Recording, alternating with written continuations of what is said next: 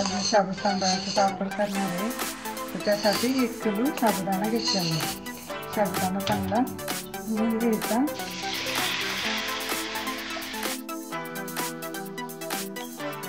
चांगलं धुवून रात्रभर त्याला भिजत ठेवायचं.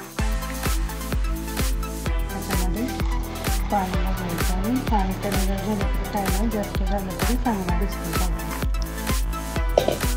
पाण्याचं काही एवढं प्रमाण करायची गरज नाही. पापड्या करताना पाणी घालायचं, त्यामुळे जास्त पाणी घातलं तरी चालतं.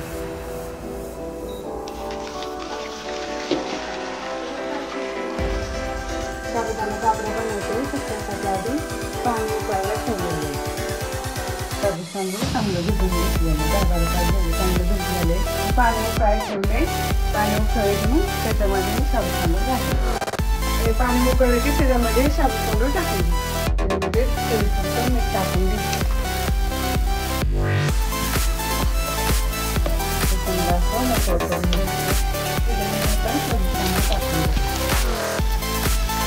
ढवळत राहिल्यामध्ये पातेल्याला खाली शिजवतात. एकदम सोपं काम.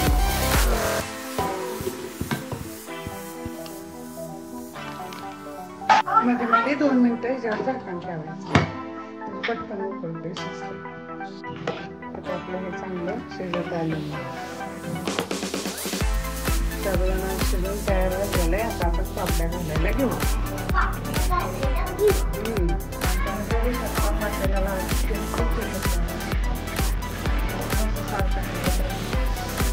आता आपल्या वर्षभर चांगला राहतो.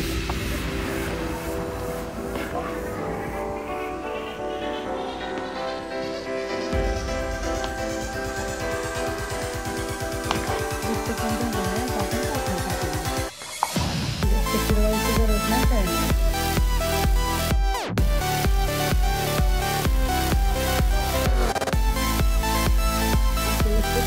टाकायचं आणि थोडं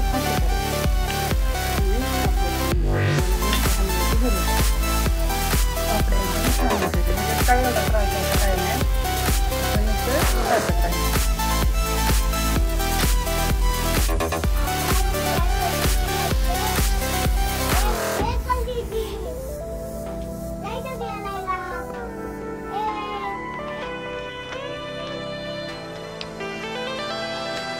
आपल्या पापड्या एकदम छान वाळवले कडक. आता ह्याला तळून घेऊ.